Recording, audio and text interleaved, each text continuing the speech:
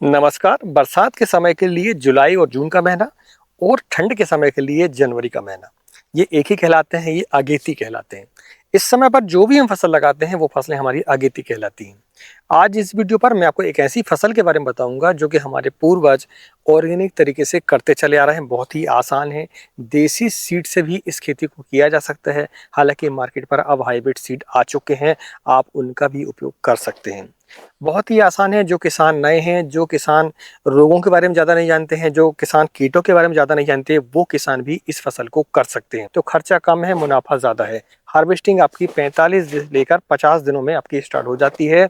और भाव की हम बात करते हैं तो भाव कम से कम आपको 50 रुपये किलो मिलने वाले हैं यदि आप जनवरी के महीने में उसे लगाते हैं तो नमस्कार, मैं हूं राकेश साहू। आप देख रहे हैं एग्रो जीवन बातें किसान की। इस वीडियो पर हम बात करने वाले हैं बीन्स की खेती के बारे में। बीन्स एक ऐसी फसल है जो कि कम खर्चा और ज्यादा उत्पादन और ज्यादा कमाई देने वाली है। इस समय पर यदि आप बीन्स को लगाते हैं जनवरी के महीने में तो यकीन मानिए आपको बाजार पर भाव 40 रुपए से लेकर 50 रुपए, 60 रुपए, 70 रुपए तक भी आपको मिल सकते हैं। आज इस वीडियो पर आपको बीन्स की खेती के बारे में संपूर्ण जानकारी मिलने वाली है, कुछ पॉइंटों के आधार पर। साथ में वीडियो के अंत में हम आपको टॉप वैरायटी के बारे में भी बताएंगे, जो कि यदि आप इस समय पर लगाते हैं तो यकीन मानिए आपको बाजार पर भाव बढ़िया मिलेंगे और मार्केट पर उसकी डिमांड भी अच्छी मिलेगी आपको। तो चलिए शुरुआत करते हैं पहले पॉइंट से। पहला पॉइंट है जमीन की तैयारी। जमीन की तैयारी में गहरी जुताई करनी है। जमीन की गहरी जुताई करने के बाद आपको बेड निकालनी है। बेड जब आप निकालते हैं उसके बाद आपको बेसल खाद देनी होती है। बेसल खाद में यदि हम देखें तो आपको डीएपी की मात्रा कम से कम 50 किलो, साथ में आपको एमओपी यानी कि पोटास की मात्रा 25 केजी और उसके साथ में सल्फर बेंजोएट आपको कम से कम 10 किलो लेना ही लेना है। ये जो फसल है, बीन्स की जो फसल है, ये दाल वर्गीय फसलों में आती है, तो इस पर सल्फर की मात्रा आपको आवश्यक रूप से देनी। वैसे भी हम जब भी ठंड के समय पर किसी फसल को लेते हैं तो हमें सल्फर देना ही देना होता है, तो ये काफ़ी फायदेमंद होता है। इसलिए आप सल्फर कम से कम 10 किलो आपको देना है। इसके साथ आप चाहें तो नीम के यानी नीम की खली आपकी मिलती है तो आप कम से कम 25 किलो से लेकर 50 किलो तक डाल सकते हैं। इसके अलावा यदि आपकी ज़मीन पर ऐसा आपको लगता है कि यार कीटों की समस्या है, तब कार्बोपुरान की मात्रा 3 किलो से लेकर 5 किलो तक आप डाल सकते हैं। इसके बाद बेड को आपको चढ़ा देना है। यदि गोबर खाद उपलब्ध है तो गोबर खाद भी इसी के ऊपर आपको डालना है। पूरी जमीन पर गोबर खाद या बेसल खाद को डालने की आवश्यकता बिल्कुल भी नहीं है। आपको बेड के ऊपर डालना है। बेड के ऊपर डालने के बाद फिर से एक बार आपको बेड को चढ़ा देना है। बेड को समतल कर देना है। समतल करने के बाद फिर आपको उसमें ड्रिप लाइन बिछानी है। इसके बाद फिर आपको मल्चिंग कर देनी है। मल्चिंग कम से कम 20 माइक्रोन से लेकर 30 माइक्रोन तक आपको करनी है। बेड से बेड की जो दूरी है वो 5 फीट आपको कम से कम रखनी है और पौधे से पौधे की दूरी है वो कम से कम 2 फीट आपको रखनी है।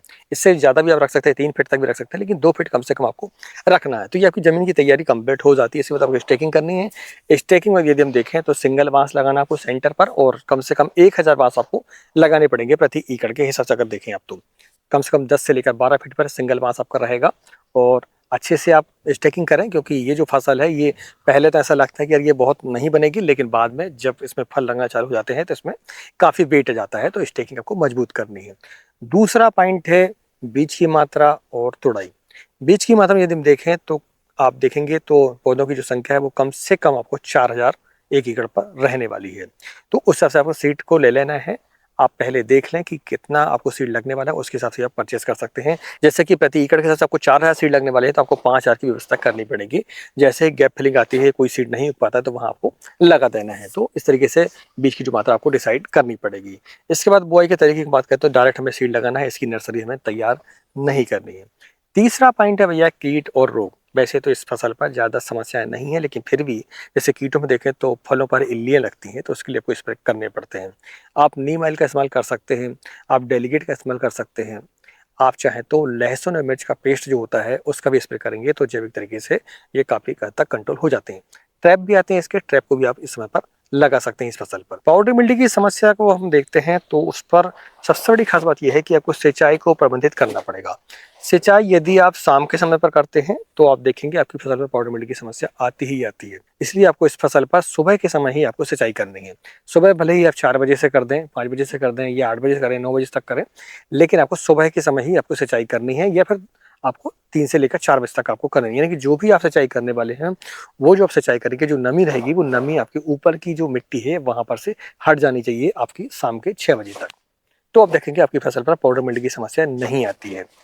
होता ये है कि हम नमी देते हैं यानी सिंचाई करते हैं तो ऊपर जो पानी भाप बनकर उड़ता है वही पत्तों पर आता है और नमी बनी रहती है, उसी के कारण पाउडर मिल्ड्यू की समस्या ज्यादातर आती है। अगर आज आती है तो उसके लिए आपको सल्फर का इस्तेमाल कर लेना है। सल्फर 80% वाला पाउडर फॉर्म वाला भी आप कर सकते हैं और लिक्विड वाला सल्फर भी आता है 20% वाला, उसका भी इस्तेमाल आपको कर लेना है। 2 ml प्रति लीटर के हिसाब से लिक्विड वाले का और 2 ग्राम प्रति एकड़ से आपको पाउडर फॉर्म वाले का सल्फर का इस्तेमाल आपको कर लेना है स्प्रे के माध्यम से। तो आप देखेंगे आपकी फसल पर पाउडर मिल्ड्यू की समस्या नहीं आती है, आती भी है तो वो दूर रहती है, साथ में आपका जो पौधा है ठंड से लड़ने में भी सक्षम हो जाता है। क्योंकि जब आपकी फसल छोटी रहती है तो ठंड की समस्या थोड़ी सी ज़्यादा रहती है, तो इस समय पर जो भी आप फसल लगाएंगे ठंड की समस्या इसमें रहती है, इसलिए आपको सल्फर का इस्तेमाल अनिवार्य रूप से करना ही करना है।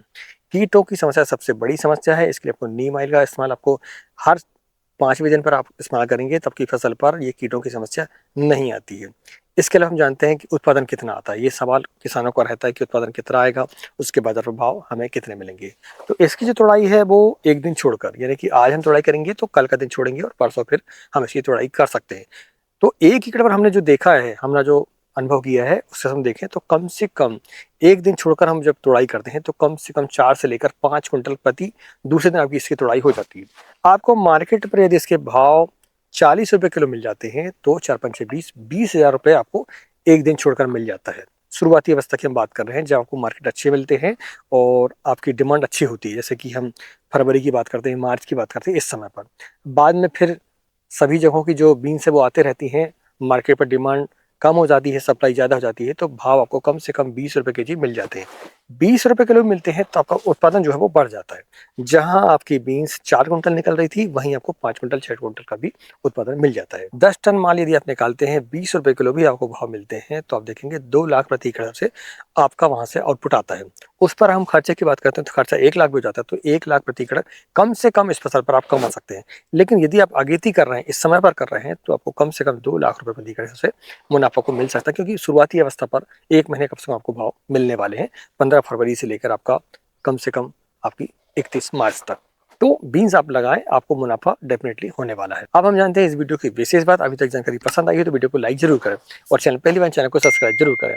हम जानते हैं टॉप वैरायटी के बारे में। वैरायटी में हम देखें तो देखिए बीन्स 3-4 प्रकार की होती हैं। बीन्स में सेम भी आती है, तो सेम अभी नहीं लगाना है। हम फ्रेंच बीन्स लगा सकते हैं। फ्रेंच बीन्स जो होती है वो छोटे साइज की होती है, जिससे फ्रेंच बीन्स बोला जाता है। फर्रास भी कुछ जगहों पर बोलते हैं, आपके यहाँ क्या बोलते हैं हमें कमेंट करके जरूर बताएं। दूसरा था देसी, ये लगभग 8 से लेकर 12 इंच तक इसकी लंबाई होती है। तीसरा होता है लॉन्ग बीन्स, उसकी जो लंबाई है 2 फीट से लेकर 2.5 फीट 3 फीट तक भी आ जाती है। तो आपके यहाँ जो चलती है उससे आप लगाएं। शुरुआत करते हैं फ्रेंच बीन्स से। फ्रेंच बीन्स की अगर हम देखें तो मोरेटा बहुत ही बड़ी वैरायटी सेमिनस कंपनी की आती है। आपके एरिया पर और जो चलती हो उसे भी आप लगा सकते हैं। दूसरा हम देखें देसी सेगमेंट में, तो जो कि 8 से लेकर 12 इंच तक उसकी लंबाई होती है, उसमें हम देखें तो देसी में अंकुर सीड की 2 वैरायटी बहुत ही बढ़िया वैरायटी है। पहली है केतकी और दूसरी है गोमती। 2 में से कोई भी वैरायटी लगेंगी, बहुत ही अच्छा आपको उत्पादन मिलने वाला है और उस पर रोग भी कम आते हैं। मार्केट पर डिमांड भी काफ़ी अच्छी होती है। भाव की हम बात करते हैं सीड की, तो मुश्किल से आपको 1000 रुपये केजी वो मिलने वाला है। तो 1000 रुपये का खर्चा 1 एकड़ पर आपको होगा, इससे ज़्यादा आपको नहीं आना है। मोरेटा की हम बात करते हैं। मोरेटा थोड़ा सा महंगा सीड है, तो आपको यदि ये सीड नहीं मिल पाते आप हमसे संपर्क कर सकते हैं व्हाट्सएप के माध्यम से। दूसरा हम बात करते हैं लॉन्ग बीन्स की। लॉन्ग बीन्स में फोला करके ईस्टवेस्ट कंपनी की आती है एक वैरायटी, बहुत ही बढ़िया वैरायटी। आपको यदि ये सीड नहीं मिल पाता, वैसे ही आपको नहीं मिलने वाला है वो, आप हमसे संपर्क कर सकते हैं व्हाट्सएप के माध्यम से। फोला, इसकी जो लंबाई है लगभग 1.5 फीट से लेकर 2 फीट तक आप मान के चल सकते हैं। तीसरा है हाइब्रिड। हाइब्रिड में हम देखें तो अभी धरती सीड की कुछ वैरायटियां हैं। 2 वैरायटियां हैं, पहली है एक बबली और दूसरा है सरली। बबली जो है थोड़ा सा डार्क ग्रीन आता है और सरली थोड़ा सा लाइट ग्रीन आता है, दोनों में यही फर्क है। बाकी इसका भी सीड आपको मिल पाता तो ठीक है, नहीं मिलता तो आप हमसे संपर्क कर सकते हैं। दोनों वैरायटियां ये हाइब्रिड हैं और इसका उत्पादन बहुत ही तगड़ा आने वाला है। उत्पादन देसी वैरायटियों को भी आता है, लेकिन ये दोनों जो वैरायटी है सरली और बबली, ये हाइब्रिड है। फोला भी हाइब्रिड है। इन तीनों का उत्पादन बहुत ही बढ़िया आता है, मार्केट पर डिमांड भी इनकी अच्छी आती है। यदि ये सीट आपको नहीं मिल पाते हैं तो आप हमसे संपर्क कर सकते हैं। आज की जानकारी कैसी लगी प्लीज हमें कमेंट करके जरूर बताएं। मिलते हैं एक नई वीडियो में एक नई जानकारी के साथ। तब तक नमस्कार। जय हिंद, जय किसान, जय जवान।